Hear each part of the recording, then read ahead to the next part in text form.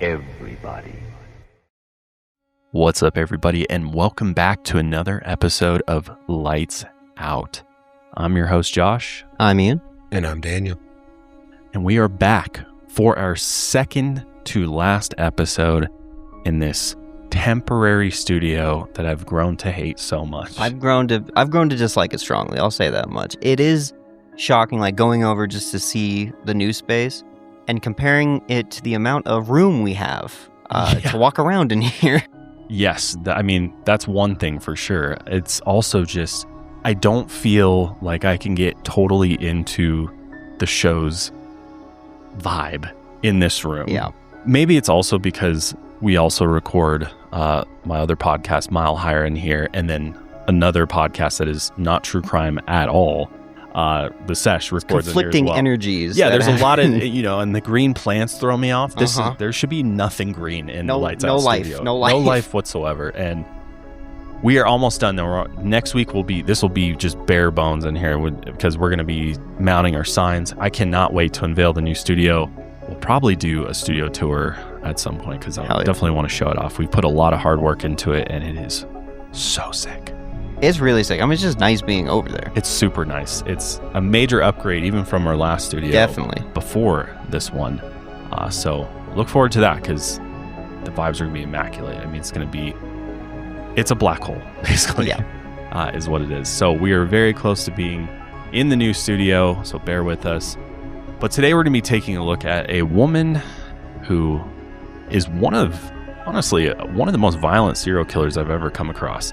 She honestly makes Eileen Wuornos seem tame in comparison. Well, and what's so shocking about Dana Sue Gray, who we will be covering today, what's so shocking to me about it is that, you kind of envision with a serial killer, it's throughout their lifetime. Like they're making this almost is this explosion of violence following. I mean, she always had issues with her inhibitions. She was always had to get her kick somehow, but her actual crimes were pretty in a short span right together compared to a lot of these other serial killers we talk about.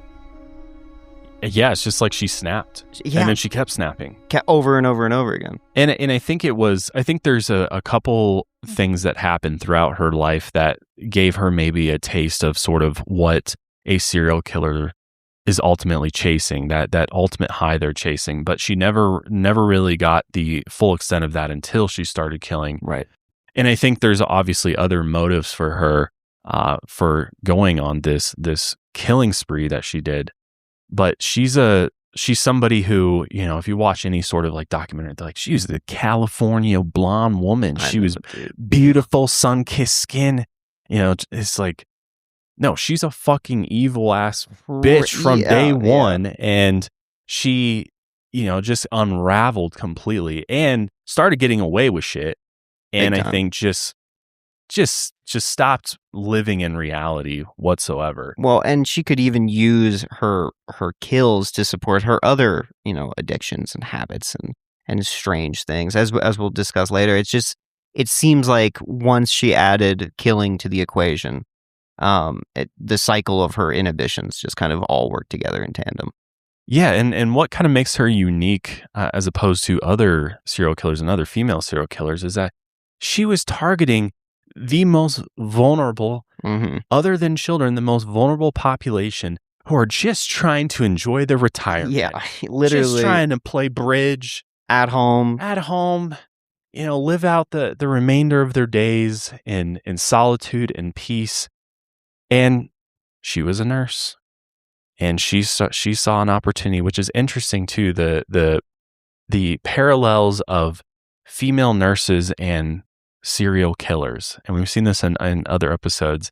It's very interesting to me that somebody who is supposed to be there to care for you, to take care of all your needs and your health, to then turn on somebody and then brutally murder them.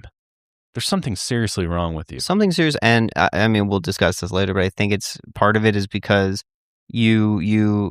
now it's not that nurses make serial killers, but that serial killers kind of seek out this sort of position where they are in total control of someone else. They're in complete control of their livelihood, taking care of them, especially when they're as old as Dana's victims were.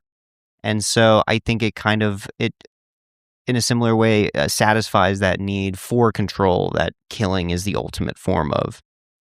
For somebody whose life was out of control, Right. she seeked out a control dynamic with the most vulnerable and easy to control.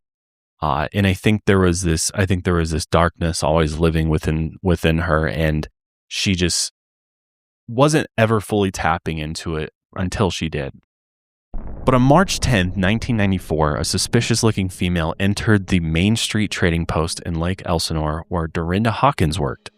And as the customer wandered around, it didn't seem like she was looking for anything in particular, only occasionally glancing back at Dorinda. The customer asked if Dorinda was alone before requesting to look in the back at the shop's custom-made frames. After presenting the items, Dorinda turned around to put them away when she suddenly felt a thick rope tighten around her neck from behind and heard the stranger calmly command her to, quote, just relax. Dorinda, scared for her life, had a feeling her attacker had done this before. She was left for dead, but survived, allowing her to identify her assailant, none other than Dana Sue Gray. So who is Dana? Dana Sue Gray was born on December 6, 1957 in Newport Beach, California. There's that Cali girl line. To Russell Armbrust and Beverly Arnett. Her mother was a former beauty queen and MGM starlet whose expensive taste Dana took after. Her father, a hairdresser, was married 4 times, and Beverly's extravagant spending bankrupted their marriage, and Russell divorced her when Dana was only 2 years old. Dana rarely saw her father afterward and was raised by Beverly in a toxic, unstable environment where her brother Cedric often helped care for her. Dana acted out from a young age, stealing and sometimes becoming violent. Beverly's ex-boyfriend confirmed the tense relationship between her and her mother, adding that it was impossible to tell her what to do. She had her own thing going on, and nobody could tell her any different. Which, a lot of kids, as I know, as I'm going through right now with my own child, Right. Kids can be defiant.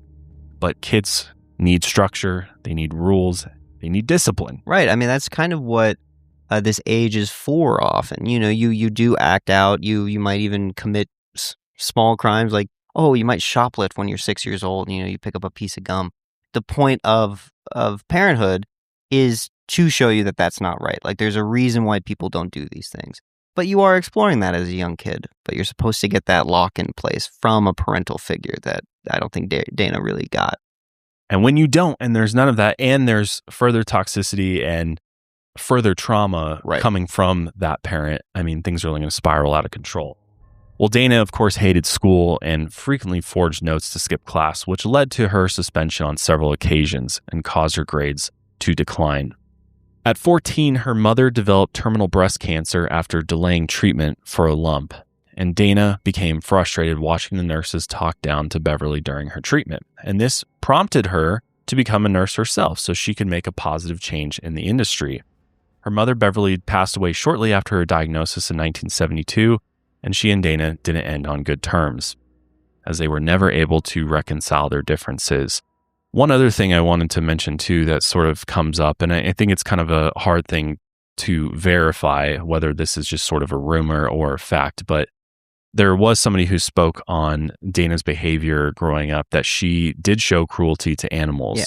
And there's one line that said she would actually catapult animals off of her roof, which is insane. Yeah, I mean, we hear plenty of times of serial killers, or honestly just regular teenagers as well, showing cruelty towards animals, and that's kind of like the starting point. You know, that's how it's the McDonald triad. Right. That's one of the things FBI profilers assigned to that triad in the 80s, and here we see it with Mrs. Dana. But you don't see a catapult. No, to catapult animals off a roof is just diabolical, honestly. Like, what are we doing? And how do you build a structure? Yeah. It's to even think to do that, too, is just, I mean, it shows where her mind's at. Right. At an early age. At just 5'2", Dana was a remarkable athlete, described as a daredevil, and became an expert skydiver. Her yearbook listed her favorite pastime as getting into trouble and her favorite place as free fall. So also kind of an adrenaline junkie as well. Despite her difficulty, she graduated from Newport Harbor High School in 1976, and a few years after finishing high school, she began a romantic relationship with her skydiving instructor named Rob. They ended up moving in together, and he helped put Dana through nursing school. Dana actually got pregnant twice, but Rob convinced her to terminate both pregnancies, which she deeply resented. She graduated from nursing school in 1981, got a hospital job, broke up with Rob, and began an on and off relationship with windsurfer Chris Dodson that spanned over several years. She then reconnected with Tom Gray, a high school friend who was a machine operator, musician, and fellow sports enthusiast, and they ended up getting married in October 1987. They honeymooned in Hawaii and settled in a gated community in Canyon Lake where her father also lived. She distanced herself from her family over money issues and accrued significant debt during her marriage to Tom, despite her good income. She worked as a labor and delivery nurse, and the couple also had several side gigs, spending money as soon as they earned it. Together, they purchased a new brown Cadillac, in addition to 2 more cars, an ultralight plane, a couple of boats, a house, and a silk screen printing equipment of some sort. She began taking multiple loans from her father and took out a second mortgage on their house before they eventually lost it to foreclosure. So now we see this excessive spending going on, and sort of, I think, maybe not the beginning, but definite signs of a, shopping addiction, I would say. And just an addictive personality in general. I mean, the fact that it starts with this high adrenaline that comes from skydiving and windsurf, all of this craziness, which is cool stuff, don't get me wrong, but she is trying to, like you were saying before, microdose this feeling of the rush. And I also think part of having this shopping addiction is also the rush of being in debt and figuring it out, of like being on the edge there. It's not just like, oh, I'm buying this and it feels so good to buy something. Of course, that's a big part of it, but it's also a rush of being on the edge of your financial security because of the decisions you're making. Yeah, that's a good point. How fun is it when all your bills are paid and, there's money in the bank account? Right, you're comfy. Things are stable and secure. And I think for Dana, she absolutely sort of thrived off this, like, living on the edge of your seat, always in sort of free fall. Right. Literally. Right. From all angles, including the bank account. And I think she sort of just... chaos was something she thrived in and seeked out. And if her life wasn't in chaos, she made it for herself, it seems like. I don't know about you, Ian, but nothing makes my heart sink than finding out I've been spending countless dollars on a subscription that has just been running for months and months and months I forgot about. And guess what makes it feel even better, though? Guess what makes that horrible, horrible feeling go away? There is a way out, and that is all thanks to Rocket Money. Because Ian and I have been able to get our subscriptions in check, in order, and get rid of all of those fatty, disgusting subscriptions that have been just leeching our bank accounts for countless months. Countless months. I mean, I got a subscription just to watch the NBA Finals, and I'm not a sports guy. I was rooting for the Knicks. That was it. Knicks won. Woohoo! And I forgot. Now I'm spending $30 a month. Rocket Money reminded me. They were like, brother. So that's what's great about Rocket Money is it goes through, scans your accounts. Once you connect your bank account to Rocket Money, it's going to show you a nice, neat list of all the subscriptions you're paying for. And I'll guarantee you that you will find a subscription in there that you forgot you were paying for. And then you go look back at the history of your account and you're like, oh my God, I've been paying $10, $15, $20, $30 a month for this, and I haven't used it in years. Rocket Money can do it with a couple taps of the button on the app for a lot of different subscriptions. They take that off of your plate for you, just give them a little bit of account information, and boom, they go take care of the rest, deal with customer service for you. It's super simple, super easy to see all of your finances in this beautiful dashboard that they give you with all these nice charts and graphs. The premium version is absolutely worth it in my opinion, because then you get credit monitoring as well, which if you don't have any sort of credit monitoring going on right now, you need to. Yes. We're in the 100%. age of identity theft. It's happened to me. It can happen to you. Your accounts are constantly getting hacked and information leaked to the dark web and everywhere else, all the data brokers. And before you know it, that's why you're getting all these spam calls, spam texts and everything. So have Rocket Money monitor your credit for you for just a couple bucks, it seems like. I mean, it's super, super cheap, and the app will save you money in the long run. It's saved me hundreds of dollars, maybe even thousands of dollars at this point. I mean, it's just a no-brainer. We love Rocket Money. We know you will too. Rocket Money is a personal finance app that helps find and cancel unwanted subscriptions. It monitors your spending and it helps you lower your bills so you can grow your savings finally. Let Rocket Money help you reach your financial goals faster. Join at rocketmoney.com/lightsout. That's rocketmoney.com/lightsout. rocketmoney.com/lightsout. But Dana and Tom grew estranged and resentful over the debt that they acquired and Dana's multiple unfortunate miscarriages. After they stopped talking, she became severely depressed and was put on medication. In early 1993, she officially left Tom and moved in with her boyfriend Jim Wilkins and his 5-year-old son Jason. In June of that year, she filed for divorce from Tom, but it wasn't finalized for several more years. And I mean, I think we're already seeing a pattern too with men. She's not doing very well in these relationships, and whether that's the men themselves, the men have their fair share of issues, but it seems like at the very least Dana does not understand what a healthy relationship is whatsoever, and is just kind of jumping from one person to the next. Months later, on November 24th, she was fired from the hospital for misappropriating Demerol and other opiate painkillers. So now we see, okay, now she's using and stealing. She's clearly liking sort of the high she gets from sneaking into medicine cabinets and stealing from her own hospital. So now jobless, she turned to silkscreen printing as her primary source of income. Her worst fear was going broke because she wouldn't be able to satisfy her extreme shopping addiction, and she was faced with the reality that her days of self-indulgence might be coming to an end. In January 1994, a month before her first kill, she got into a nasty argument with her stepbrother Rick over some antique furniture. She threatened him during a call one day, saying, "Are you so pissed off you could stroke out and die? I hope so." Rick called the police afterward and reported her, which, damn. He was like, "Don't even fucking play with me." Yeah, we're not doing this. On Valentine's Day 1994, Dana contacted Tom's parents and asked them to let him know she wanted to meet. He had kept his phone number and address hidden from her because of the ugly divorce, and initially agreed to meet, but he didn't end up showing up. When she realized she was down and out at age 36 with numerous burnt bridges, no money, and exorbitant amounts of debt, she became desperate. And this hopelessness compelled her to act on her deranged plan to fund her lavish spending. So on that same Valentine's Day, 86-year-old widow Norma Davis was brutally murdered in her recliner.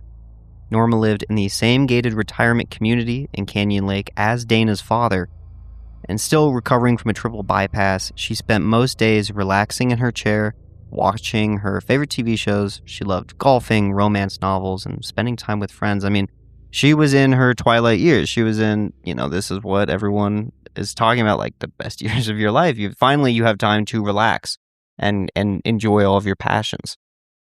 Yeah, you shouldn't be worried about somebody coming after you. Right. And murdering you in your recliner. Yeah.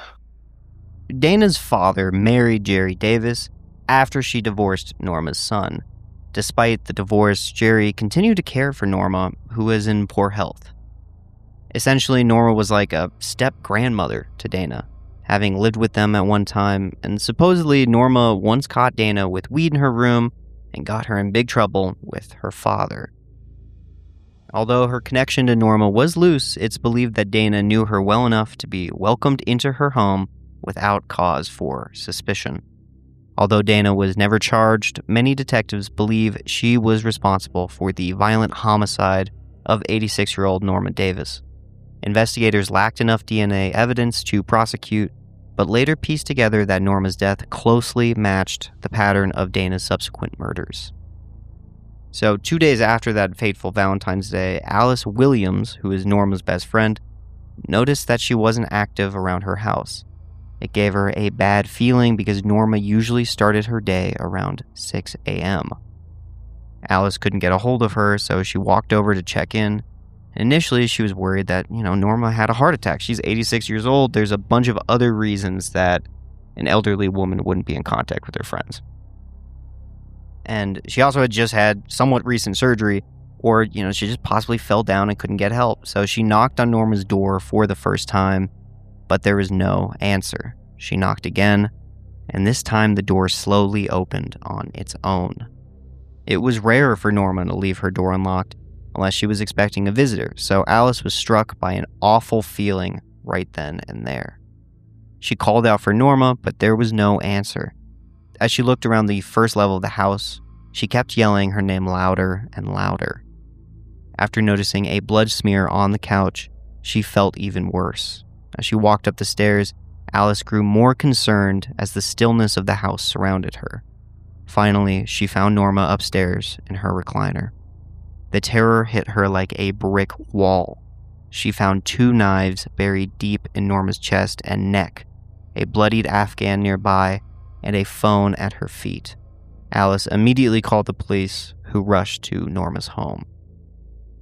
The police were appalled by the magnitude of the crime scene because of the rarity of an elderly woman being murdered in such callousness. I mean, of course, at this point, investigators don't know that it's Dana and don't know that, Dana knew Norma quite closely.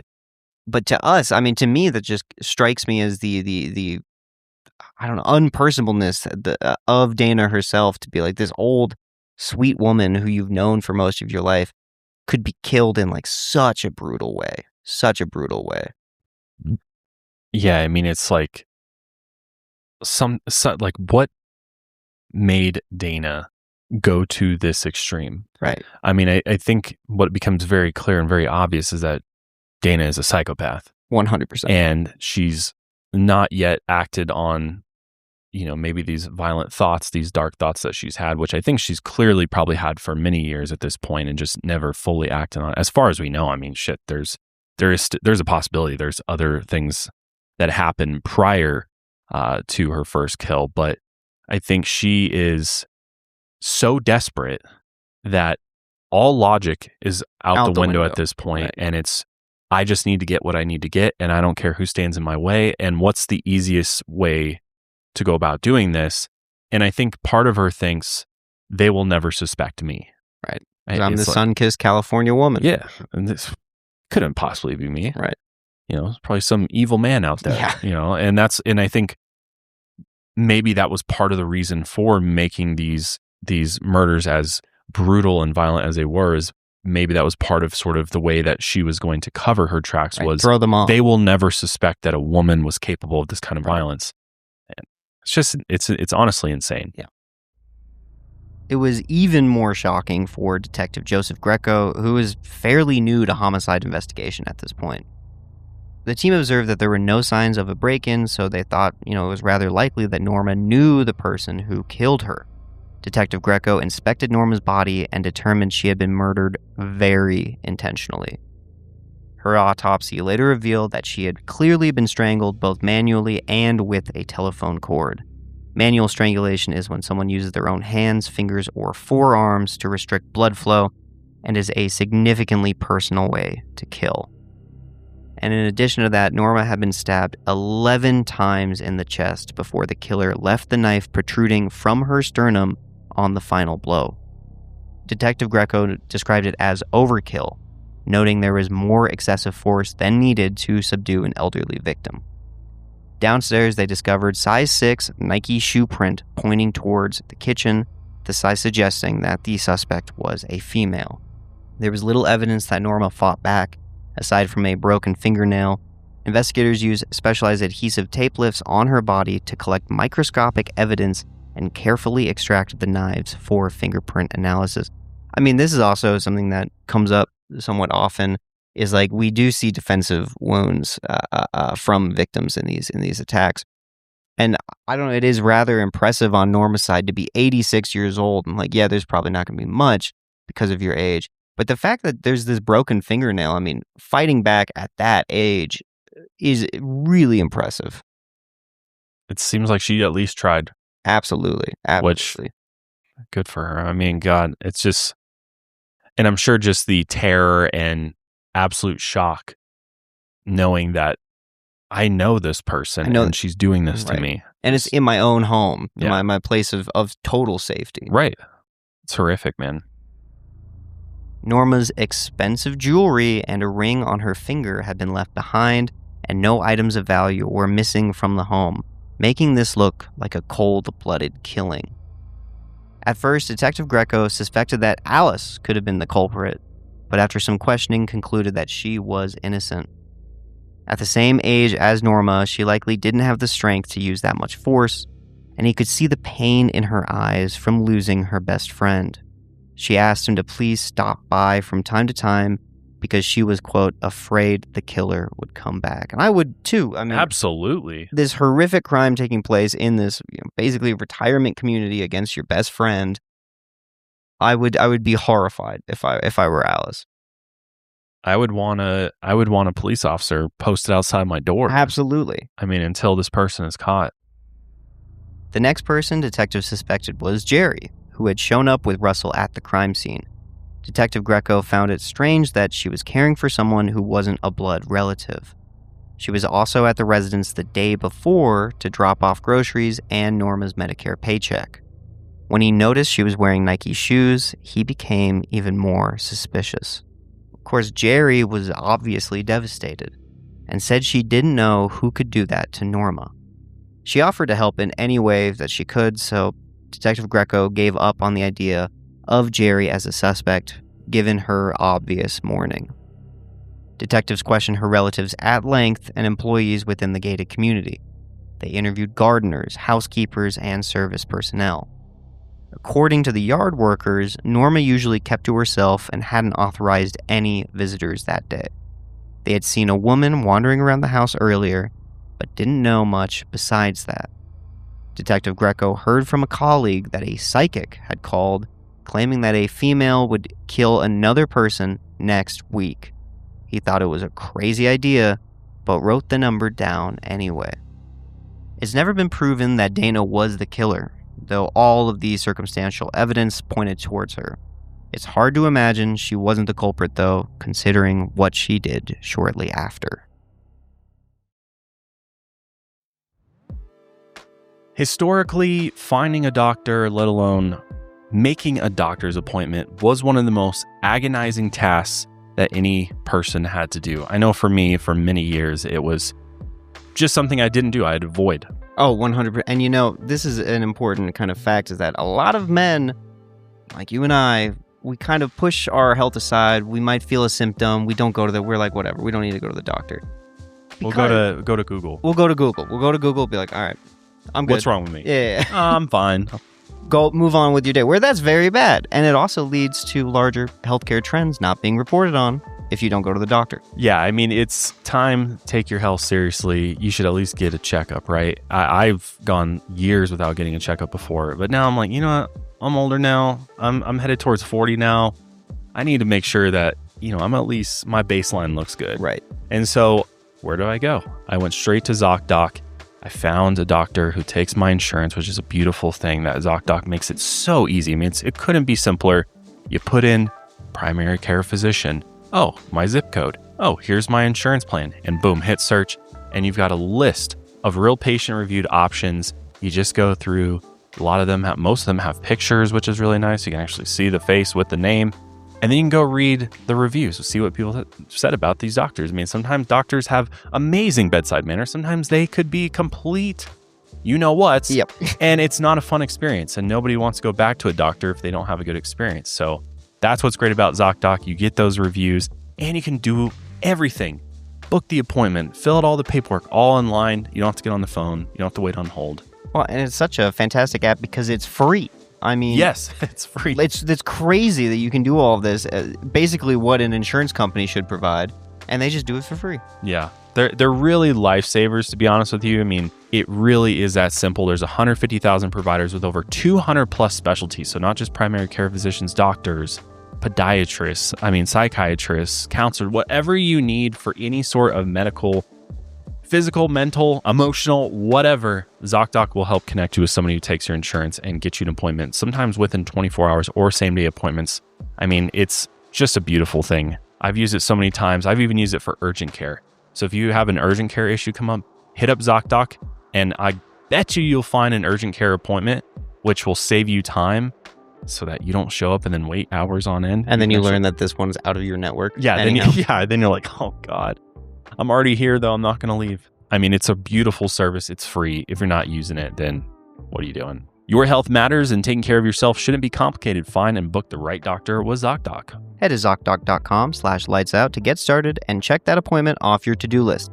That's ZocDoc.com/lightsout.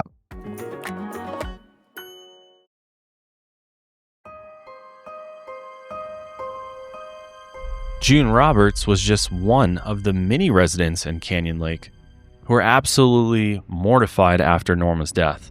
Some residents moved in with their family members or slept together in large groups at designated houses, and it was rumored that the murder was committed by a cult that engaged in ritual sacrifice. So let's just throw that in there too and amplify the fear, especially tenfold there. Like, this is, again, a retirement community. Not saying that old people are more susceptible to cult ideas like that, but I think that only further horror. They're like, absolutely, these young, likely satanic kids that we keep hearing about in the news, they've infiltrated the Canyon City. Yeah. I mean, it seems like, and I wonder exactly where that stemmed from. I mean, maybe there was. I'm assuming there was some media out there that was putting that into the atmosphere of like, police think maybe this was a ritual killing, because who on earth would murder a sweet old lady this way? It could only be a cult, some type of satanic group. And yeah, I mean, people are scared shitless after this. Right. I would be too, especially if I was their age. I'd be like, we're all sleeping together. Yeah. Everybody buy a gun. Pile in. Yeah. I mean, it's terrifying. On February 28th, 2 weeks after Norma's death, June was planning her 66th birthday party. She was going to celebrate with her canasta group before going out golfing later in the day. After taking a ride in her golf cart with a friend, she went back home to get ready for her birthday festivities. June was also a close family friend to Dana, having played golf with Jeri on several occasions, and her late husband was a good friend of Russell's. She knew of Dana's romantic struggles and always kept her in her prayers. Very sweet. When Dana knocked on her front door, June was pleased to see a familiar face. As a wellness enthusiast, she had previously recommended a nutrition book and some health advice to Dana to help address her fertility issues. After greeting one another, Dana asked to see one of the books June had recommended. And when she returned with the book, Dana shook her head, saying it wasn't the right one. June was confused, but let her in to help look for the book she wanted. When they got to the bookshelf, June bent over to find the right one. At that moment, Dana wrapped a phone cord around June's neck from behind, crushing her windpipe. After a long struggle, Dana strangled June until she stopped moving. When June didn't show up for her birthday party, her friends went to check on her. Inside, they found shattered glass scattered across the carpet and June's body lying on the floor. And the similarity between June and Norma's murders was pretty obvious from the start. June was found lying between the couch and the desk with a phone cord still attached to the wooden chair on top of her. It looked like the killer had used the chair for leverage while strangling her, and the overturned furniture made it clear that there had been a prolonged struggle that happened. June's fingers were still grasped around the cord around her neck, proving that she'd been trying to fight to pull that cord off of her neck, while Dana is absolutely, with all of her strength, trying to kill her the entire time. Even in her mid-60s, she fought back with great resolve, thanks to her good health and regular exercise. I mean, it's just this is so, it's almost morbid to say impressive to me, but it is. I mean, I think we have this image in our heads of people in retirement as like weak and frail. Yeah, totally helpless. No, especially if you care about yourself. And it's a shame that, I mean, she was murdered when she clearly cared about her life and cared about her body and cared about the people around her, including her killer. I just can't, every time, I just can't help but think of the shock of what the hell's happening to me right now. Right. Dana is somebody that they're friendly with, they're friends, they're giving each other advice, and then all of a sudden she's choking her out with a phone cord. It's just, it had to be just a horrifying moment for her. Physical evidence showed she was first strangled with 2 phone cords before Dana used her own hand. So now Dana is killing in the most personal way. Right. Really. Her autopsy later noted a moderately deep ligature furrow and a 6x3-inch purple contusion, which both indicate the forceful, violent pressure that was used. A ligature furrow is the mark left on the skin when a rope, cord, or wire is tightly wrapped around it, and the contusion, which is essentially just a large bruise on June's neck, measured half a foot long, so 6 inches. I mean, just the amount of pressure being applied to cause a bruise of that size is just, it's insane. I mean, Dana was just attacking with complete just fury the entire time, as if this poor woman had done something to her. Right. It's, I mean, it just speaks to the diabolical nature of Dana, and just she entered this monster mode where absolutely nothing mattered. Nothing at all. And the only thing that mattered was the kill. Right. And when Dana realized she couldn't strangle June to death, she bludgeoned her with a wine decanter, shattering it and sending glass everywhere. So this woman is so strong, in such good shape, is fighting for her life. And Dana realizes, I'm not going to be able to do this myself with my own hands. To then pick up a wine decanter and start bludgeoning. And it's just, the violence is so brutal. I think that's what's most shocking to me, is that she just, zero regard for this woman's life. Is just, I will do anything to get rid of you. Right. It's just insane. Detective Greco observed that once again, expensive items had been left behind, but this time the victim's 2 credit cards were missing. He noted that the scene was so violent the robbery felt secondary, and he believed that Norma and June's murders were related. But at this point, they still did not have a suspect. While investigators examined June's body in her living room, Dana was already in Temecula, about 20 minutes from Canyon Lake, on a shopping spree with those stolen credit cards, which that doesn't seem very smart at all. I mean, No. You're going to use a form of payment that you can immediately trace back to locations, and police are going to find you pretty quick. Very quick. I also think this goes back to both of these addictions, shopping and now murder. I don't think it's about the like, oh, how clean can I get away with it? It's always about writing that line of like, all right, let's see if I can now use her credit cards and not get caught. That I think that's really what it was for her. Yeah, it's a thrill. Right. She's a thrill seeker, and it's just, most killers would not think, okay, now I'm going to go shopping in a public location where I'm going to be probably caught on camera. There's going to be other people there. And then to even have the mindset after what you just did, to even be capable of acting quote unquote normal again, right, is just, she's a different breed. She's just, I've not seen somebody as just callous and cold as Dana in a long time. And the other thing about this is that Dana took her stepson Jason with her. And what's even crazier is that Jason was waiting in the car while she committed the murder. That is just fucking insane. Again, it's almost like, they were driving to Temecula to do this shopping, and then on the way, Dana was like, "Oh, I guess I'll stop and pit stop for some credit cards." Right. It's just, yeah, nuts. They then went and visited a shopping mall and had lunch at an upscale restaurant where Dana ordered the most expensive dishes, of course, crab cake and scampi, charging everything to June's card. She ordered so much food that she couldn't even finish it and had to take to-go boxes. Over the next few weeks, Dana spent thousands of dollars on herself using the stolen credit cards. These expensive shopping sprees covered a wide range of items and services, emphasizing her absolute addiction to spending. She tried to buy a handful of items at one store, but the card was declined.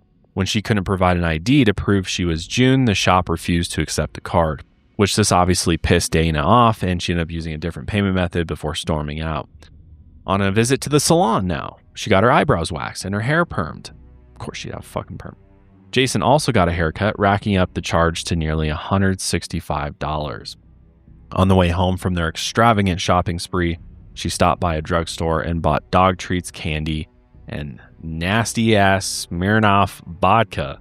Just like, okay. On her way to the checkout, she threw in a $6 helicopter toy for Jason. Oh, that was nice of you. Yeah, sweet. Yeah, here. Thanks, buddy, for being the road dog with my me today. accidental accomplice. Yeah, literally. At another store, a pair of diamond drop earrings priced at $161, which these can't be real diamond earrings for $161, unless it was like I don't know, some type of. I guess you could probably go to Kohl's. Maybe it's like that big. Yeah, they're like 0.25 carat or something. But there is inflation to account for here, so I wonder if I guess at a couple $100 or more, probably get some small little. They're itty bitty.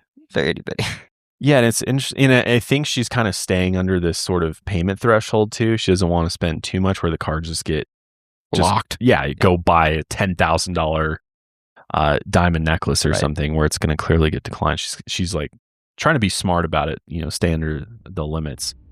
But she also got a massage and loaded up on suntan lotion, for that sun-kissed skin of hers, before happily spending the rest of the day blowing more money. After June's daughter reported the large volume of activity on her mother's credit card, investigators began interviewing several people at downtown shops.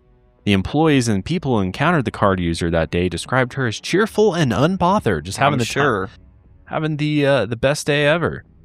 She was described as youngish, well-built, polite, a fashionable woman with light-colored hair who drove a brown Cadillac. Witnesses attested to seeing Jason with her on her shopping trips, as well as a tall, dark-haired man who is likely her boyfriend.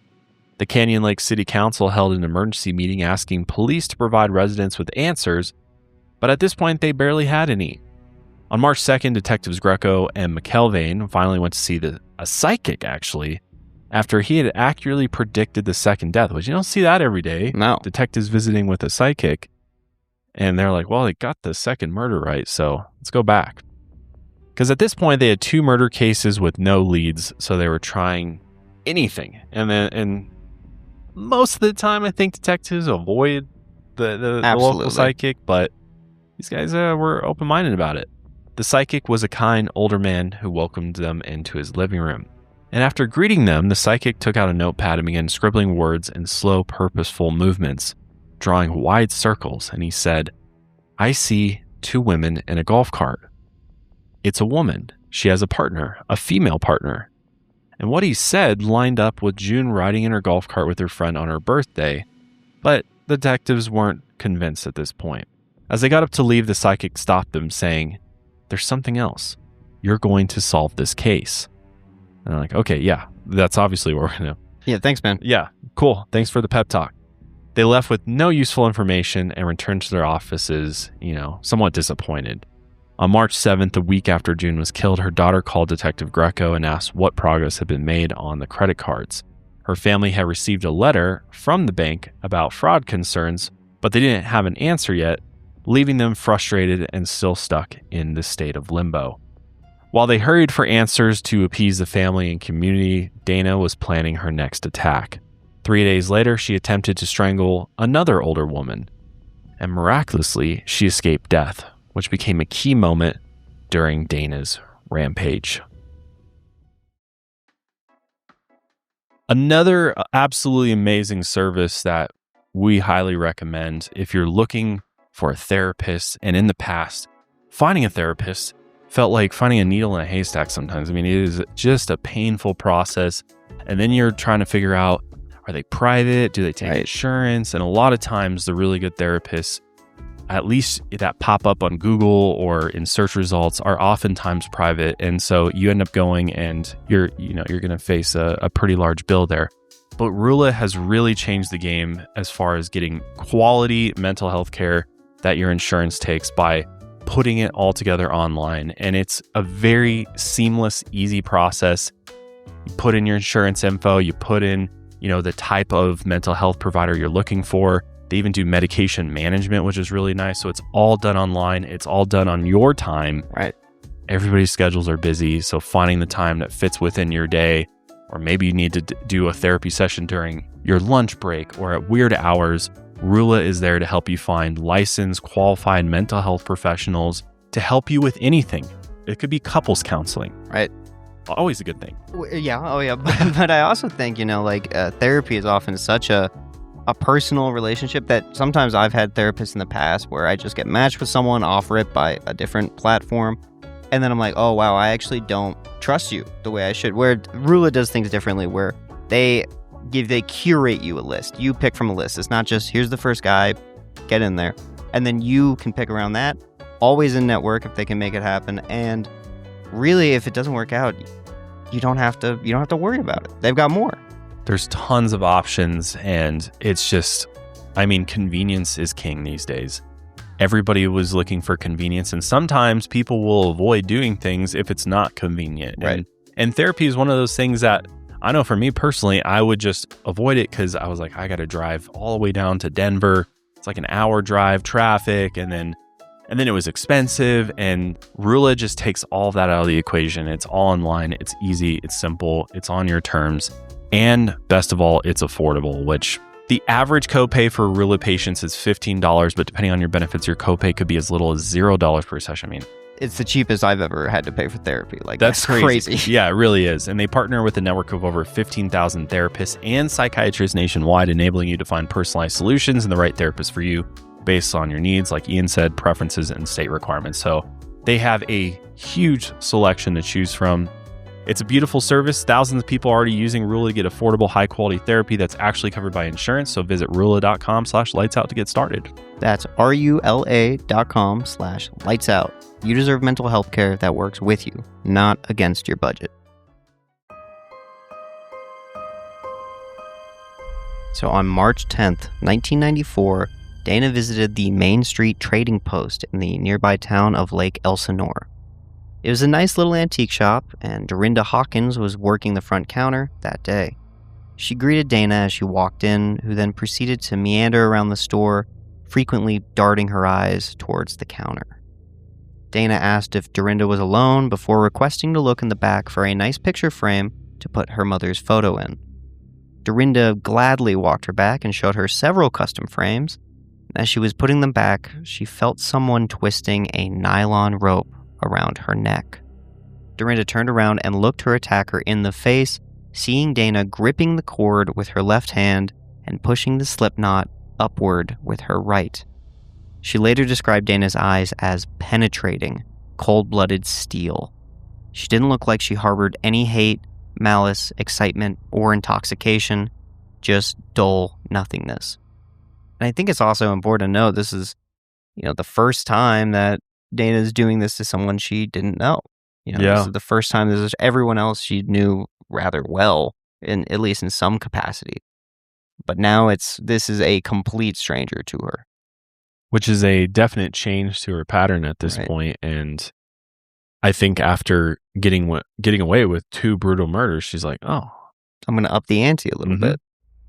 Dorina asked what she was doing as Dana violently jerked the rope down, pulling Dorina to her knees so nobody could see them. At 57, she had a lot more strength than Dana's previous victims, allowing her to kick and poke her in the stomach with a broom, momentarily loosening the rope. Dana climbed onto her chest, making it even harder for Dorina to breathe. Lying on her back, Dorina noticed a table leg above her head and pulled herself toward it. She managed to roll Dana off, but only for a second. Dana instantly crawled back on, squeezing the rope even tighter. Darkness closed in as Dorina began to lose consciousness.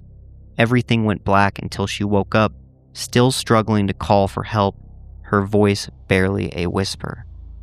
Dorina begged, saying she had 8 children who didn't want her to die, and offered up anything that Dana wanted. She told her it wasn't about the money and instructed her to, quote, relax. Just relax. Yeah, this is wild. Relax, shit, like as if she's at the spa or something. Right. And I mean, it almost like, not to draw too much speculation here, but it reminded me of like bedside manner, nurse style. Yeah. Relax, this pain will be as over I'm soon. Inserting an IV or administering a shot or something. Crazy. Dorina later remembered her tone was that of a nurse or a doctor trying to soothe a patient. Eventually, she passed out again, and Dana either thought she was dead or simply didn't care. She left her lying on the ground before taking $5 from her purse and $20 from the cash register. After around 40 minutes of being unconscious, Dorina was woken up by a ringing phone. She somehow got up and asked for help and was taken to the hospital, where she was treated for head and neck injuries. I mean, pretty amazing that, especially considering the violence and brutality of Dana's previous murders, that Dorina was able to survive. Yeah, I mean, it's a testament to her will. Absolutely. I mean, it's just, after, and this was probably a major surprise to Dana at this point. Definitely. Of like, oh, wow, I did not accomplish my goal here. When detectives investigated, they noticed the rope used to strangle her had been taken from the scene. She was the only victim who was attacked outside her own home, and fortunately for her, she was also the only survivor.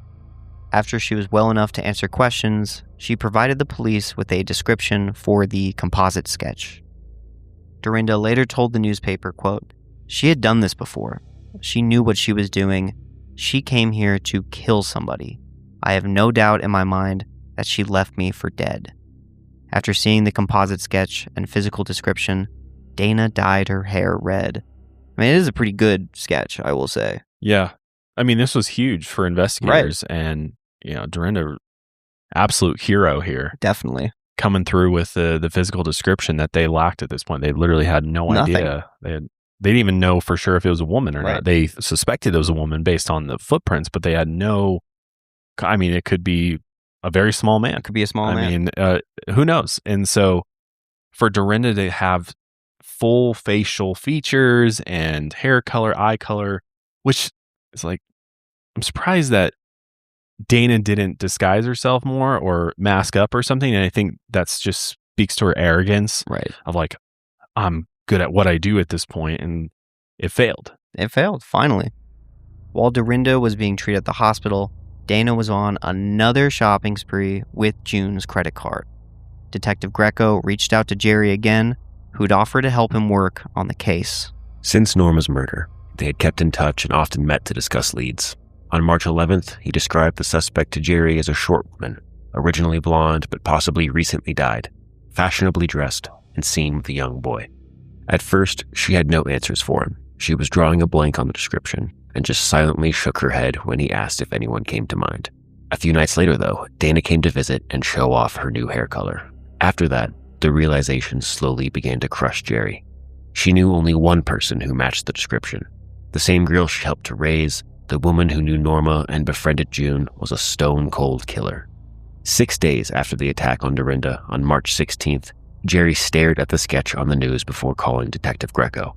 After some hesitation, she reluctantly said, "I've been doing a lot of thinking about all the things you've told me about the suspect. It sounds a lot like my stepdaughter."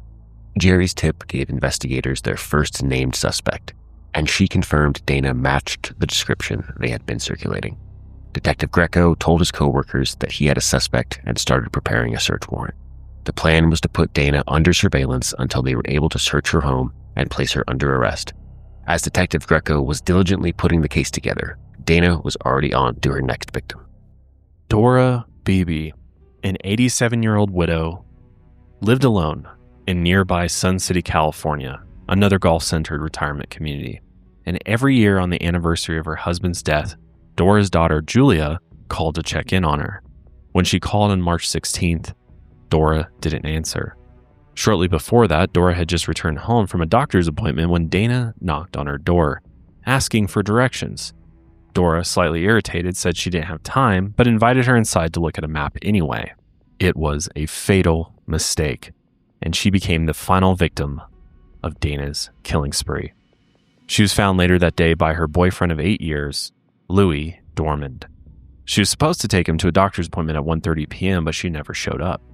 He ended up taking himself, but he visited around 3:30 p.m. afterward to check on her. And tragically, he found her dead on the bathroom floor. When detectives arrived, they determined that Dora had been strangling with a phone cord, which was a pattern they had seen with the prior victims. Based on the blood patterns on the doors and walls, she'd also been hit with a clothes iron in many different locations throughout the home. She appeared to have been dragged to the bathroom and left there, having been hit so hard with the iron itself that it was dented. To add to the heartbreak, Dora's daughter, Julia, later said that her mother's one terror was becoming a victim of violence in her own home. She had moved Dora into the Sun City house a year earlier because she felt she would be safer there. Dora was found in the fetal position and drenched in blood, having sustained severe head injuries. She'd been killed around 11 a.m., and by noon, Dana was out shopping once again. She forged Dora's signature on a check and successfully withdrew $1,700 from her account within minutes of her death. Just 2 hours later, she arrived again at a drive-through window, now asking for $2,000. This time, the tellers refused. After her last murder, Dana went around town spending money wherever she could. She picked up a smoothie, some assorted supplements, and gourmet groceries at a health food store. Detectives began tailing her around 2 p.m. that day, shortly after she had murdered Dora. They were actively following her when they learned about the recent homicide, realizing that they were watching someone who had just taken a life. Around 6 p.m., Detective Greco and his team had Dana's house in Wildomar surrounded. His team took the front of the house, and the Allied Riverside City's Narcotics Enforcement Team, or ARCNET, took the back. When Dana opened the door, she couldn't believe her yard was swarming with armed police officers. She had just been cooking dinner, totally unfazed, despite having just murdered an innocent woman earlier. They came inside with the warrant and began searching her home, and there were so many shopping bags on the ground that they had to carefully step around them, barely able to navigate the horde. One of her closets was packed with new clothes, the tags still attached. Several boxes of Nike athletic shoes were stacked in another closet, which they compared to the print found at Norma's crime scene. In her sock drawer, they discovered several stolen credit cards belonging to Dora and June, and handwriting experts matched her signatures on various forged documents. They found a check where she had mindlessly signed it, Dora Beebe, exposing her complete lack of remorse and her blending of identities. Even more incriminating, detectives found the keys belonging to the antique store where Dorinda was attacked, and a purse containing nearly $2,000 in cash stuffed into the washing machine. They also found a new purple boogie board, a $1,000 Trek mountain bike, and a brand new bottle of opium perfume. When Dana asked why they were in the house, Detective Greco explained they'd talk more at the station. I think it's also, if you're an investigator going into this, like, yes, you know that this woman is your prime suspect, all of this. But as we've been saying this whole time, I think it would just be so hard to wrap your head around it, even if you were in Detective Greco's shoes. You're like, this is definitely the woman. Then you walk in and yes, she has a ton of crap everywhere. But it's just not the image you have of the kind of wanton killer you're imagining. Yeah, this isn't your stereotypical killer. And I'm sure from past experience for them, this was hard for them to sort of reconcile because it doesn't really fit the profile that they normally deal with in these types of cases. And it's just, and she's so nonchalant about it. She's just like, oh yeah, just shopping, just cooking dinner, like nothing. And non-threatening. She's 5'2", athletic build, like. Right. I don't know. It would be difficult for me to square those away with one another. Yeah, definitely throw you through a loop for sure.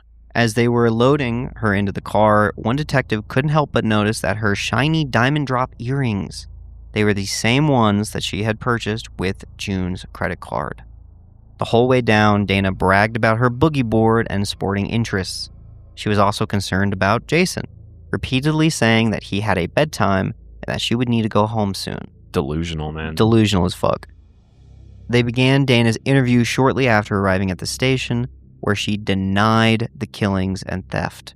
She instead gave them a sob story about her many, many setbacks in life. I know. It's just like, come on, dude. Yeah, I wish so bad we had a copy of the interrogation footage, because it's just, yeah, she throws a fit. She's It's pathetic. Yeah. It's fucking pathetic. And I think, you nail on the head there with delusional, just absolutely delusional.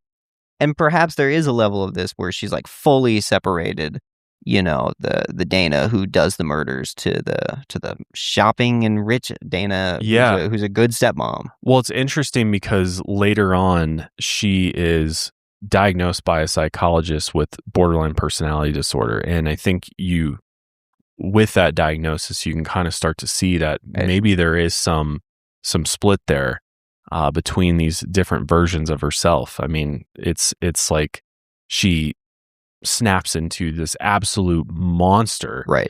And then can immediately transition to, you want to go to the mall? Dana, the mall peruser, right? And, the caretaker. And it's bizarre.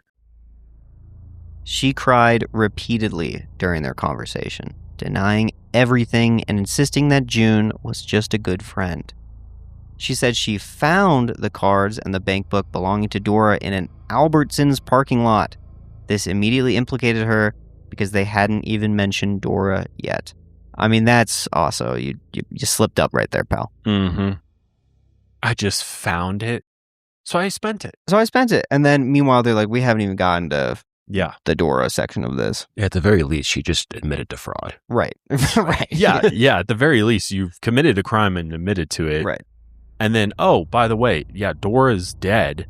And, oh, you just so happen to have Dora's pocketbook and come on.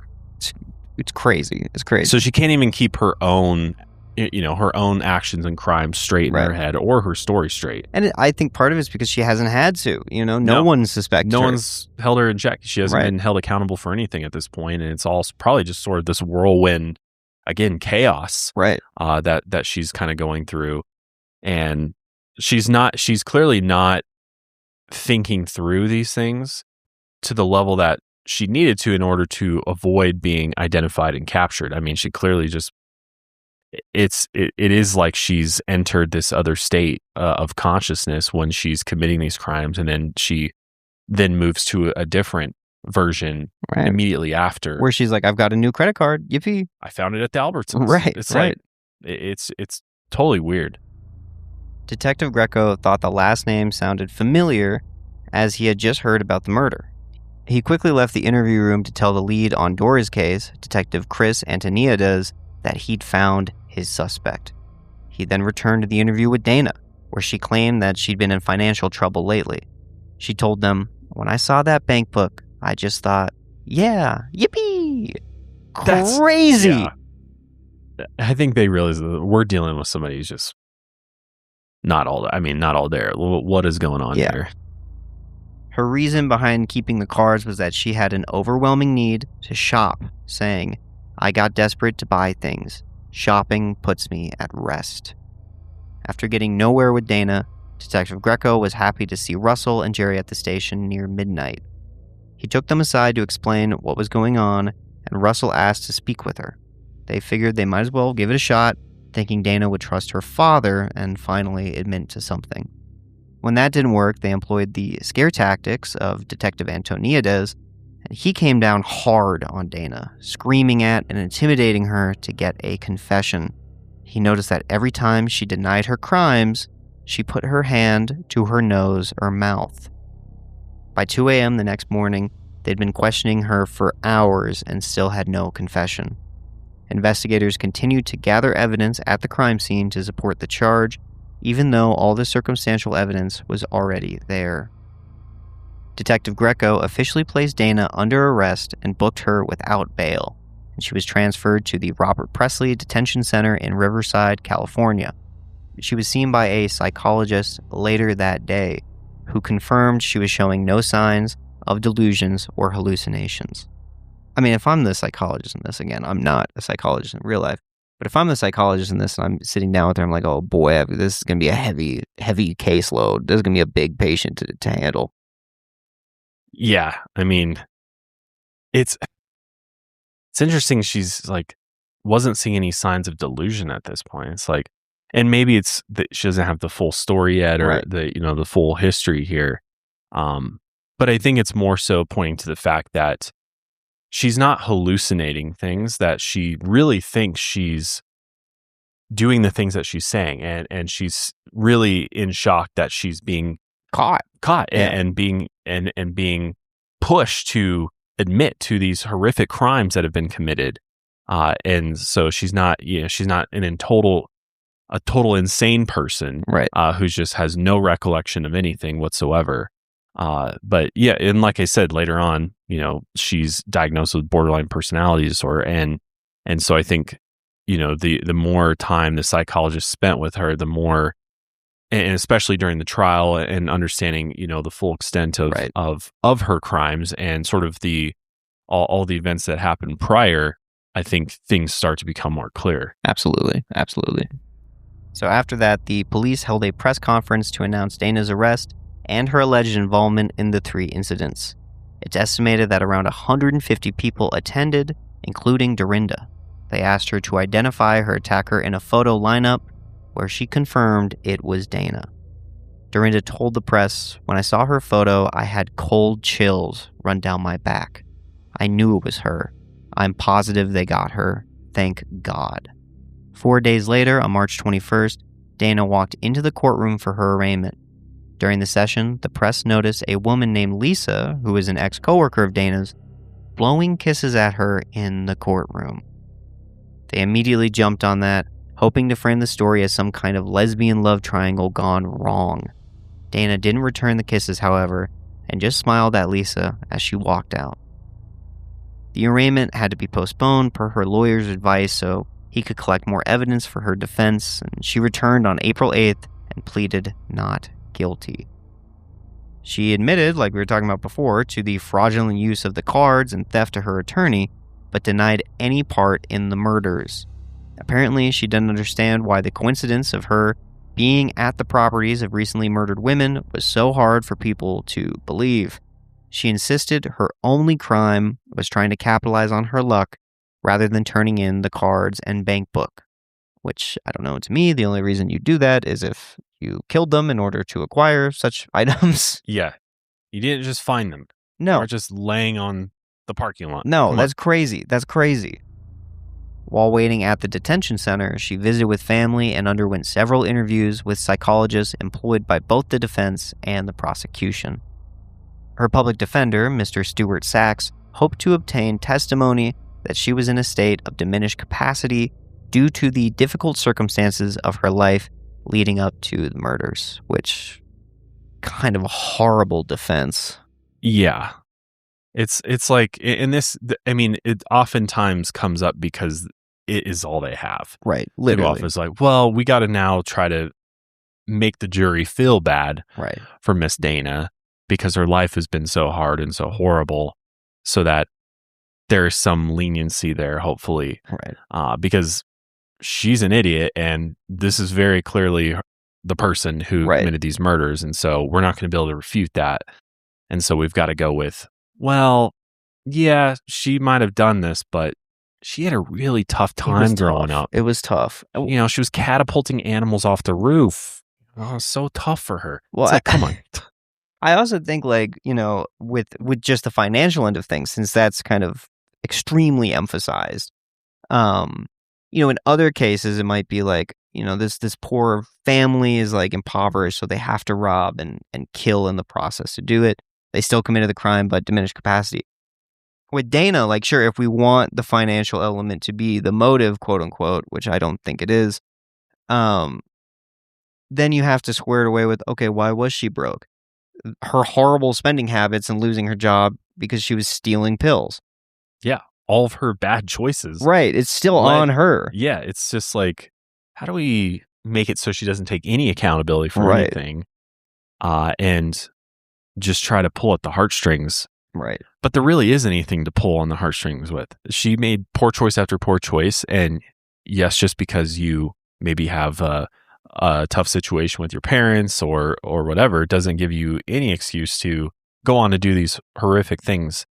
I mean, she's just bad from the get-go. The jump. Yeah. Once a successful nurse and married to the man she loved, Dana had fallen into a series of misfortunes, including a bankruptcy totaling $216,418. Dana lost her job, got divorced, suffered 4 miscarriages, and lost her home. He argued that all these events happening one after the other put her in horrible distress. There's other ways to deal with this type of distress, though. Therapy, or I don't know. Like literally meditation. Anything. Yeah.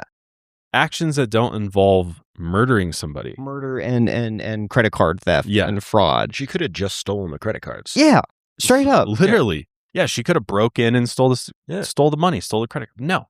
She could have just been be facing robbery charges at this point. But no, she liked to kill. Yeah, and that is very obvious that there was a high she couldn't get any other way other than killing in these brutal fashion that gave her something that nothing else did. And I think she became addicted to that feeling. Absolutely. Of that feeling of control and authority and power that she needed it over and over again to satisfy that sick sort of thirst for blood she had. And this is very common with serial killers.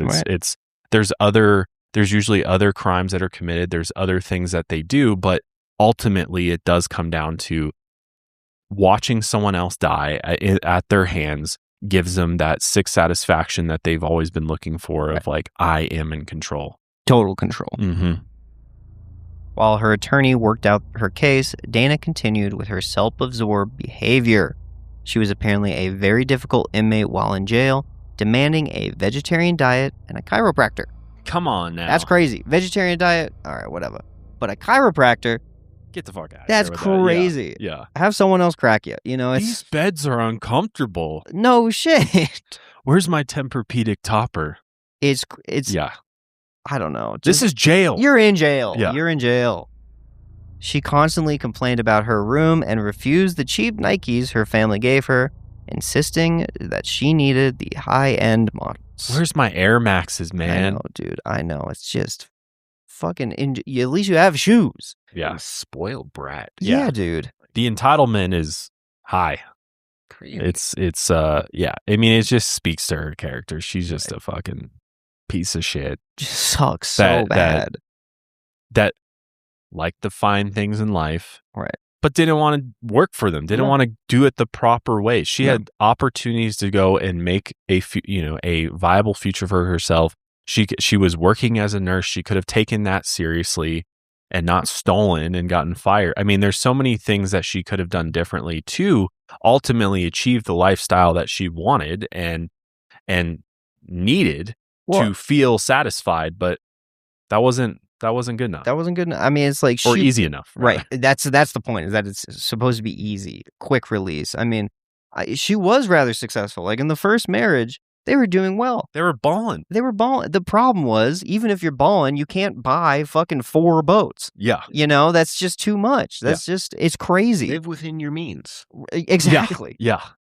Not as soon as we have money, blow it. Blow it on whatever. And let's not reconcile the bank account here. You know, just go crazy. Just keep spending. Yeah. It's just, she was addicted to stuff. Right. And she also just found maybe bad guy after bad guy, or the guys figured out this woman's fucking insane. I think the more the latter. Yeah. Like, maybe they started sniffing out some of this stuff. Like, oh man, I need to get out of this because she's on a whole other level here. So Dana also wrote letters asking people to judge her, quote, with their hearts, claiming the police were messing up the facts because it was an election year. Yep. Let's divert all. Like, no, it's not on me. They just want to look good. Shut up, bro. She also begged her father to sell Norma's condo to pay for a private attorney. Yeah, can't have a public defender. Nope. You have to sell the condo of the woman I murdered. Is so brazen. Dana was placed in a cell right next to William Suff, the Riverside prostitute killer, who was convicted of killing 12 women. It's almost like she was right at home, as she called the jail her county condo. Even more disturbing, she would draw weird clown faces reminiscent of John Wayne Gacy, a prolific serial killer convicted of murdering 33 young boys and men.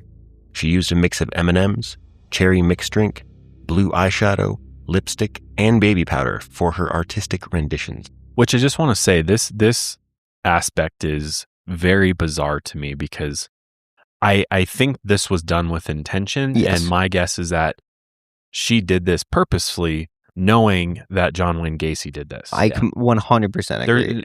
There's really no other explanation right. in my mind. She's just like, there's no indication she liked clowns. There's no indication that she was a clown or obsessed with clowns. There wasn't clowns in her home. No, this was purposeful because I think she idolized John Wayne For Gacy. sure. Well, and I think, once she's in jail now awaiting trial, it's like, I'm like not going to get out of this. I wonder if there's a part of her that got rid of that delusion. It was like, if I'm going to be known as a serial killer, I might as well be like the serial killer that, everybody, the infamous one. Right. And add this sort of like lore element to her, kind of like, that John Wayne Gacy is, his crimes were prolific and he is one of the most infamous serial killers of all time. But the clown, the fact that he was he dressed up as a clown at kids' birthday parties and whatnot, I think, and then he went on to make all these pictures and he kind of got notoriety for these things. And I think she's now trying to figure out, how do I get more attention? She's like, I'll take any attention at this point, and I'll take negative attention because I'm already a monster. And so let me just amplify it. She also wrote letters full of grievances to family members and her boyfriend, Jim. They weren't on good terms, all things considered, partially because his truck was taken in for evidence after a witness saw Dana driving it. One letter she wrote to him said, "My hormones are wigging big time. If I was home and feeling like I do now, you'd never leave that bedroom till I was pregnant. That's how overwhelming this drive is," which is just disgusting. Yeah. Yeah, I want to throw up in my mouth right now. But I think it also speaks to the fact that, like, this is all still so thrilling to her. Oh, yeah. Right. Yeah, she's now locked up, but she's like chasing that high still. It does, just because a serial killer's locked up doesn't mean that insatiable thirst for attention and power and sort of influence ends. I mean, she's looking for it through any channel that she has available to her, and writing shit like this, it's she's insane. She's a psychopath. Total. This is psychopathic behavior 101 textbook. Yeah. She desperately wanted to use the conjugal visit trailer, and her letters grew increasingly angry and impatient as Jim refused to respond. In another one, she said, "You don't have to love me. I just want your body. I had to ask. You think I'm joking, don't you?" Not She did a Borat joke? Yeah. That's crazy. Yeah. God. I want to get you in that trailer with me. Uh-huh. Yeah. Then she tugged on the heartstrings because in another letter she wrote, "I am a 36-year-old little girl with a broken heart, lost in a system that's hell-bent to destroy her. I'm vulnerable. Get fucked." Yeah. No, quite literally, but in a different way. Yeah. Yeah. It's, she's just, she's a very, she's a narcissist. Absolutely. And I think through and through. And I think what's happening here is, now that she's finally been seen by mental health professionals, of course, for trial, I think she knows how to weaponize that language and weaponize this ability to explain and justify her behavior because of the environment she was brought in. Yeah. Instead of just this explanation or trying to help you see through it, to her, it's like, finally, I'm not at fault anymore. And this is how people can remember me. 100%. 100%. She privately celebrated her mother's birthday every year while in jail, contradicting her defense narrative of trauma caused by her mother. She wrote, "It's been 22 years since her death, and I still celebrate her B-Day for her.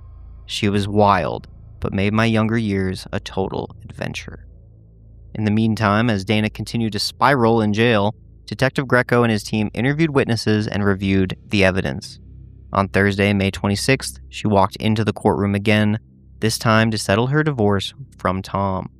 When he looked at the court file, he found 2 documents. One was to delay their divorce and extend the marriage by 6 months. The other was spine-chilling, an insurance policy taken out while they still owned the Canyon Lake house, stating that if one of them died, then the policy would pay off the home. They sat across a table from one another, trying to reach resolution, as it was likely the last chance they'd have to file for divorce. When they finally came to a settlement, Tom scolded her for the murders and for hurting everyone around them. She responded, "I didn't kill anyone, and if I did, it would have been you." Just a vile, and sick. My and God. She knows that she knows that everyone is like, she's the one who did it. So she's like, "I'm saying this because I'm going to trial, but I still know I can freak you the fuck out." Mm-hmm. She's an intimidator. Absolutely. She's got that serial killer personality and profile, like, perfect. I mean, in many ways, I feel like more so than other female serial killers out there. I mean, certainly more than like Eileen Wuornos, I think. She's just a predator. Well, and I think this also goes back to the violence and brutality of it, because, oftentimes with female serial killers or just female killers in general, typically they're less violent than their male counterparts. I mean, and oftentimes will avoid injury to, the face and body, like to the face, really, the neck, all of that, because, there's this kind of reconciliation and appreciation still of beauty, even while they're doing this. That's completely out the window for her. No, not with her. No. She had no boundaries. None whatsoever. On July 23rd, 1994, Deputy District Attorney Richard Bentley requested the death penalty. Only 4 women had previously been executed in California, but he believed Dana's callousness behind the murders called for it. On March 10th, 1995, after almost a year in jail, Dana withdrew her not guilty plea, changing it to not guilty by reason of insanity. All right, here we go. At first, Dana was opposed to the insanity plea, but eventually came around, hoping it would help her get a better deal. This is actually why I think that she did those drawings, similar to John Wayne Gacy's, because she was setting up the stage for later down the line if she needed to switch to the insanity plea. That's a great point, yes. Look at me. Exactly. Like, I'm insane. I'm an insane person. An insanity defense adds additional difficult layers to a criminal trial, and if during the first phase of the trial the jury found her guilty, her defense would bear the burden of proving her mental status. And if the jury decided she was sane during the second phase, she would then enter a third phase of the trial where Deputy DA Bentley would seek the death penalty and the defense would seek life without parole. Dana never admitted to killing Norma, claiming she hadn't been to her house in 2 years, even though the shoe print at the crime scene was matched to hers. Her being spotted by the yard workers was one of the main reasons for changing her plea, given the evidence piling up against her in Norma's case. It was later found that she entered the gated community using the old key card she kept from when she lived in Canyon Lake, which that sucks that they didn't deactivate that card, my God. And that's how she was able to sneak in to kill June, and it's believed she did the same thing in the case of Norma. When asked why she killed Dora and June, Dana claimed they were condescending towards her. She said the way Dora looked at her reminded her of her mother when she was dying of cancer. She said the arcing of the eyebrow, that's what happened with all 3 victims. Okay. Sure. It makes no sense whatsoever. I think, again, she probably just learned what PTSD flashback was for the first time. Try to fit the narrative to that. Dana maintained that it was all, quote, cry for help, blaming her actions on childhood trauma and financial difficulties, anything to not take accountability fully. With every one of her victims, Dana never physically took like jewelry or physical items of value, but rather would take their cards, their money, their bank book, so that she could go out shopping. She didn't want to go like pawn off something or, really even keep items for mementos. No. It seems like it really just came down to, I want to kill and then I want to go shopping. Right. Bottom line. Dana appeared to exhibit no remorse concerning June while detailing how she killed her. Following the description of the murder, she said that she and Jason went out and proceeded to shop up a storm. And it was a similar situation to Dora, with Dana showing no sense of guilt whatsoever. She became furious when Dora seemed irritated by her request for directions.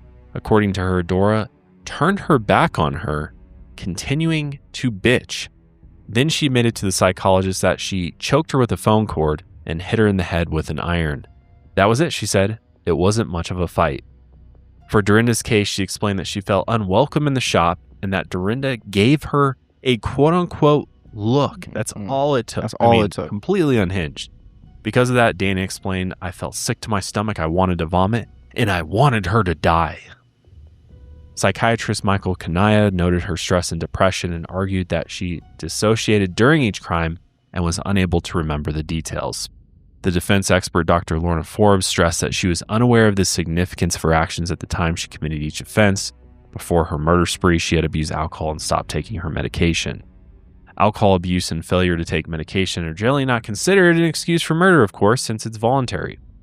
These attempted justifications don't diminish responsibility at the initial decision-making stage of murder, of course. Dana's attempt to kill Dorinda also indicated a clear-minded plan, and it was likely that Dorinda's testimony would have just had as much impact as the psychiatric opinion. The defense claimed her doctor failed to properly monitor her and therefore she couldn't be held accountable, which, come on, nobody's believing that. However, the prosecution's expert, Dr. Martha Rogers, said Dana certainly did know what she was doing at the time of her crimes. Despite her mental health issues, she had planned, prepared for, and carried out the murders in full awareness that it was wrong. Dr. Rogers attributed her crimes to 3 primary motives: a desire for money, a desire for power and domination, and displaced family anger. She believed that Dana displayed several behaviors during and after the murders that indicated she'd been aware that her acts were illegal. Yeah. I mean, just changing your hair color, that's a sign that you know you did something wrong. You saw the sketch of yourself. Right. You're wanted. Oh, I'm going to disguise myself. Well, and I also think, the prior psychiatric, diagnosis of saying like she completely dissociated, while she was doing these actions, it doesn't square away with the fact that she also told the other psychologist, or psychiatrist, no, I choked her to death and then I hit her in the head with a clothing iron, like bang, and that was it. Like, no, you clearly remember this exactly as it happened, and you're speaking of it with as if it were, I don't know what she's not saying. I don't know what happened. I just Right. the iron bopped her on the head. No. Well, no, she did it and she knows, and the fact that she's able to speak about it so callously, I think, further speaks to the fact that she knows what she did Yeah. and she's not remorseful about it.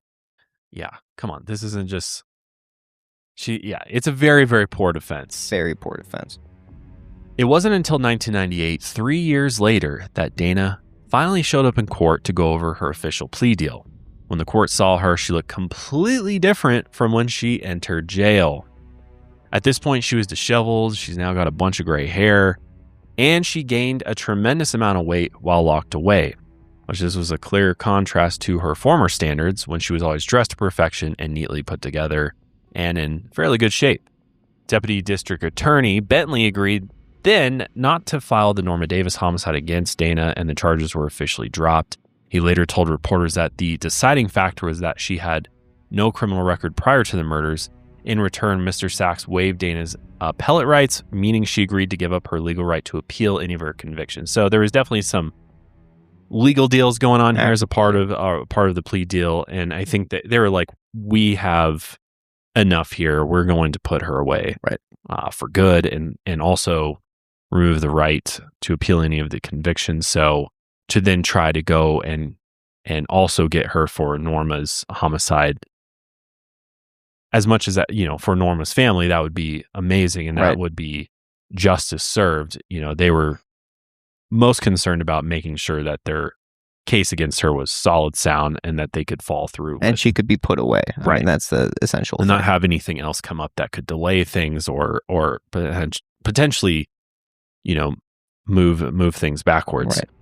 Dana had withdrawn her not guilty plea by reason of insanity the day before her trial and wished to plead guilty in exchange for a life sentence without parole. Because it's always interesting when these offenders are like, no, not the death penalty. No, I'll do life without parole. It's just, it's pathetic. Stuck there forever. Yeah. I mean, you're going to die in prison. Yeah. On September 9th, 1998, now 40 years old, she pleaded guilty to 2 counts of murder and 1 count of attempted murder. Over a month later, on October 16th, 1998, Dana was sentenced to life in prison without parole before being sent to the California Women's Prison in Chowchilla, California. She addressed the court for the first time, saying her life and career had been, quote, focused on healing. Sure. Furthermore, she said she was sorry and that these words will never be enough. Okay, that's your true. attempt at remorse? Okay, a little too late. Still, Judge Patrick Majors was unmoved and didn't like that she was now trying to blame her actions on her doctor's negligence. He told the court, it's hard to find words to describe the atrocity of this case. The crimes were horrendous, callous, and despicable. Some relatives of the victims weren't happy with the conviction, however, believing that the depraved manner in which Dana had killed her victims demanded that she receive the death penalty. They were at least satisfied that she would one day at least die in prison, and a quick closure of the trial spared them the agony of having to listen to and relive, the scenes of the crimes and all the details. Outside the courtroom, Mr. Sachs told reporters that it was a roll of the dice and his client preferred the safer route. He also insisted that her remorse was genuine. Detective Greco told the press, Dana wouldn't confess to killing Norma because it was too close. Since she was a family friend, he speculated she might admit to it after her father died. He also believed the robbery was never the primary goal, explaining, you don't just nearly cut somebody's head off. That's rage. That is uncontrolled. I mean, these were extremely violent murders. Dorinda told of reporters, a medical doctor I went to said, God let you live to identify her. I'm sure that's why I survived it. And when asked about the case, Dana's former boyfriend, Jim, said he had no words, adding, people ask me to explain it, and I can't. He only knew that Dana was good to his young son, Jason, and the couple eventually broke up for obvious reasons. Yeah. Her sister-in-law, Jenny, gave a scathing description of Dana's passion for money as, quote, nuts, not even normally greedy, crazy. Everything was sacrificed to the god of narcissism. She also told reporters that Dana was missing a conscience and that when you talk to her, she has no concept of other human beings. Agreed. Couldn't have summed it up better myself. The god of narcissism. Her father and Jeri were devastated by her actions, but continued to visit Wright and support her the best they could. Dana's father, Russell, passed away in 2006, along with Dorinda, who died in 2003. Dana's case has been featured in many shows, including an episode of Diabolical Women, and Kathy Braidhill, who's an investigative journalist, published a book on Dana titled To Die For. Her case was also covered on Very Scary People, The New Detectives, Deadly Women, Unusual Suspects, and Forensic Factor. Since she's been in prison, Dana has advocated for female prisoners. She told The Independent in 2024, after almost 30 years of being incarcerated, that, quote, women are taught to just sit down, shut up, and do what they're told. She also rarely talks about her past to reporters, saying, I don't want to talk about my crimes because this isn't the Dana show. Certainly it was. Yeah, now that you're locked up, you got a different tune to you. Huh? I find this turn to be quite interesting. I mean, I think it is because it's the Dana show. I mean, ultimately, it's like she wants to read that headline that, like, after brutal murders 30 years ago, Dana's a great human being now. Yeah. Speaking up for women in prisons. It's like, that's a good cause, don't get me wrong, but I just can't help but feel like she's not doing it for the right reasons. Yeah. I don't think you can say anything is genuine with her. No. She claims to want to use her notoriety for something good, saying victims do not have to be continually traumatized and looking over their shoulders. The victims should feel safe.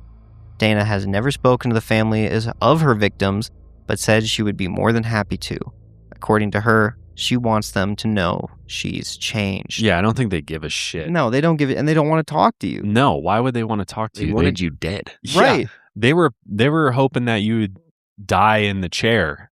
It's like, it's just her trying up to her antics. It's the Dana show. Yeah. I mean, I think she meant that to not be used against her, but my God, it really, everything is about her constantly. Yeah. We did find a little interview with Dana on TikTok, actually. So let's take a look at that. Hi there. I'm so grateful to be able to video you, and I want to thank you guys for all your support, being there for me, because commutation's real. The justice is healing. Happy Mother's Day. Elbows are going home, so thank you very much for being there. You know, the last... Yeah, sorry for the audio on that. If we just blew out your speakers or your headphones. Yeah, our bads. Yeah, that's Dana, I guess, talking to supporters, the few supporters that she has. The fact that she brings up or even speaks the word commutations. Yes. That she's somehow is holding out hope that her sentence will be commuted. Delusional. Insane. And delusional. I also do wonder if that's part of her tactic here with like, yes. honest to God, is like some civil rights group is going to see her as like, oh, she's this wonderful champion. Yeah, wrongfully accused. Right. And it's just so sick because, like, these are important issues, right? I don't think that there should be a champion of these causes, but at the fact that it's fucking her is just, it's insulting. It is. It's playing an angle. Yeah. Yes. And I think it's just to better her situation as she's always done. Absolutely. There's no, I don't think there's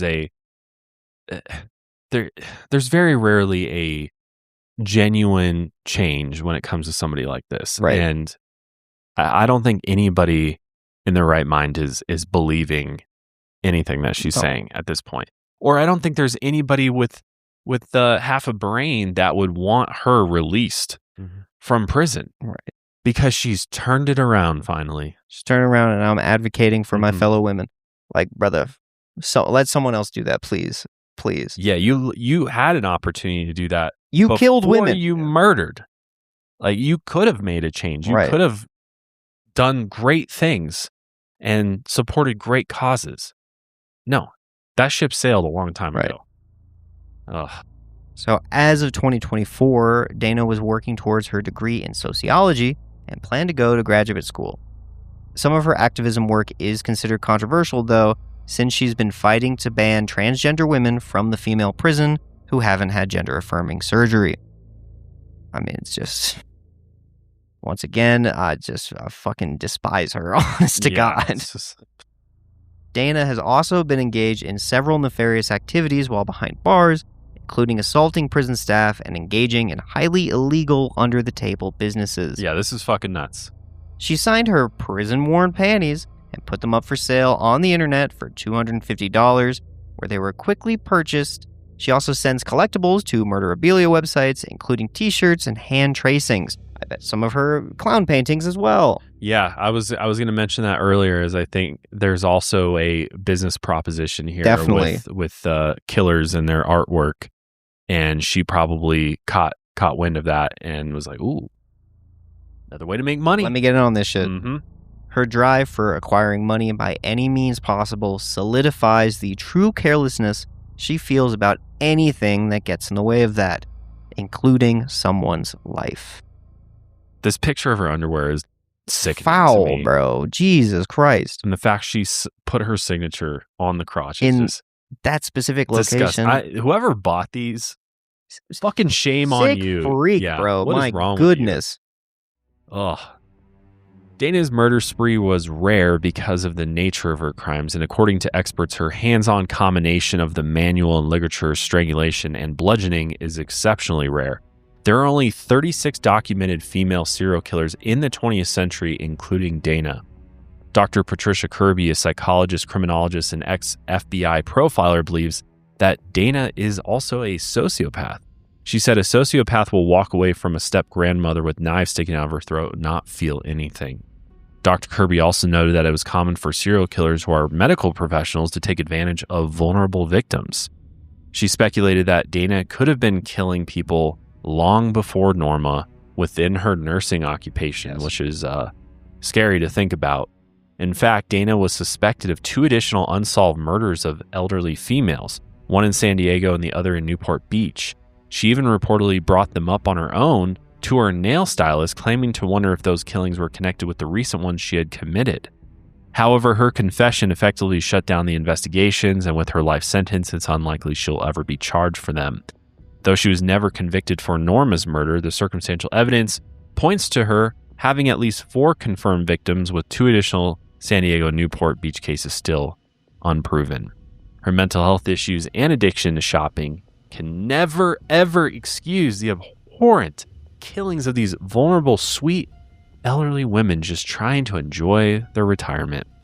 Although she's tried to advocate for fellow female inmates, there's no level of activism, so-called activism, I should say, or regret that will ever undo the things that she's done. I mean, it's too late. Oh, and again, I just can't get over the fact that she actually doesn't give a fuck about women. I mean, she killed women. Yeah. She's willing to send,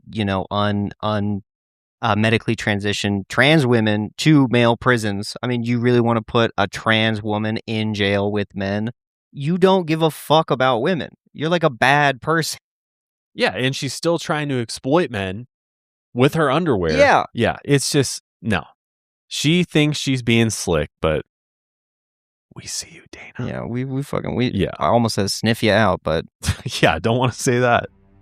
And I don't think anybody could have suspected that her obsession with money would then lead her to commit such inconceivable crimes before happily shopping with the victims' money, cards, as they lay dead in their homes. I mean, it's just, I think there's multiple facets to her, and I think at the root of it there was this rage within her and this darkness that she always wanted to tap into, and it's all sort of interconnected, I think, and she was waiting for the right opportunity to fully feed into that. And when it came and she did her first murder, I think she felt something that she had never felt before, the ultimate thrill.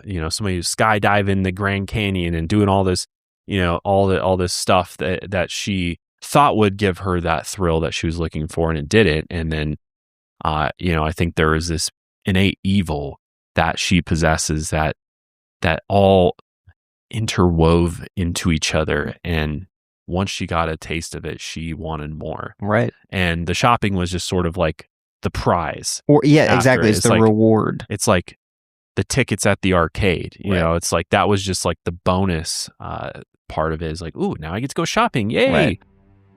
Norma Davis's family is still waiting for justice that they will likely never get, unfortunately, since the plea deal wiped away that charge entirely. It's only thanks to Dorinda that Dana was caught before she could continue taking lives and spoiling herself with all of that blood money. Dorinda was a true hero in this, and the fact that she was able to escape Dana's clutches is truly remarkable and honestly a miracle in itself. And to be able to identify her and put her on the police's radar, and it seems like as soon as they had that, police were all over it. It was done. I think they were on her trail and were starting to put the pieces together, especially with Jeri, and starting to piece together the family dynamics, and it started really like who could get into this retirement community. I think they would have eventually figured it out. I mean, especially with the credit cards. I mean, that's pretty easy, right? As soon as they started talking to the vendors in the shops, like, oh, here it is. She's signing her name. She's signing her name. She's also like using the victims' names to book her appointments. Like, yeah, she was not trying that hard to not be caught. Right. Which serial killers sometimes do that too, where they kind of leave this trail behind them as if they want to be caught and stopped. And I think that was Dana to some extent. I think she knew this was going to come to an end, and she was just enjoying the ride until it came. But what an utter piece of shit. Yeah, just like a bad person, bro. Like, yeah, no sympathy whatsoever for her. I hope it's horrible, and I hope they aren't feeding you the food you want. Honestly. No, I hope you don't have vegetarian options. I really don't. Yeah. Beef stew every fucking day, Dana. Yeah. It'll be, I can't believe she's like, oh, I hope I could get commuted. I know. I mean, that's get out of here. Just complete fantasy. That's complete fantasy. Which I think just shows that she's not changed. No. And she thinks she deserves that too. I mean, she thinks she deserves to be let out of prison. Is crazy to me. Because of her activism? Like, come on, bro. Again, please anyone in jail right now. Well, maybe not anyone, but many other women in jail right now, please take up the causes that Dana's doing so we don't have to fucking deal with her anymore. Yeah. And who the hell's letting her get on fucking TikTok? I know, dude. What are we doing? It was a nice background. I mean, if that was the prison library, that was pretty. I was like, wait, there's fucking plants in there? Yeah. Wow. I'd be hanging out there all day. Yeah, and I mean, I don't know. It's hard because I don't know how I feel about allowing someone like Dana to like get a degree and like all this shit, and like, because I think you're kind of feeding into her delusion. Right. You're enabling her to feel as though she does have an opportunity to turn things around, when I think at the end of the day, the victim's family members, they want to see her pay for what she did. Right. And I think by allowing her to sort of like rebrand herself and have this new lease on life, it is kind of, I think it's painful. I think if I think about it from their shoes, I would be very upset thinking and knowing that Dana's out there talking about wanting her sentence commuted because she's now this wonderful person and has changed. That would piss me off to no end. Right. And I would be demanding that they strip all that away from her. She should be rotting in a cell where every day's miserable. She looks like shit. She's she does shit. that part. Yeah, that part don't. I think this is a tough part for me too, because I do think like in terms of one of the few ways you actually can better yourself in prison is by seeking out degrees and is by taking up these causes, and it's one of the few things that we kind of allow for true reform of a person in jail. And so that's why it's like, I think it's on a whole good, but it's just a fucking shame when a horrible person in this position then can be like, oh, well, now look at this. There's documents to prove that I'm a better person now.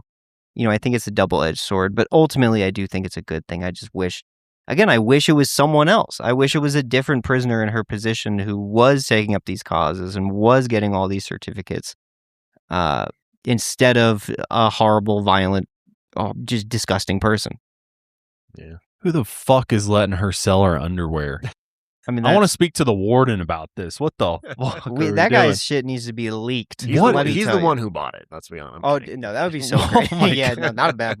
Yeah, I think there's ways that we could make this experience a little bit worse for Dana. I don't know. I get the sense that it's not as bad as it should be for her, and I would be pretty pissed if I was asking for the death penalty for this monster that brutally murdered my loved one, and their life in prison without parole ain't that bad. Like it's tough. I understand the different perspectives on it, and California and sort of the way that they've trended with their criminal justice reform is doesn't really allow that sort of thing very often anymore.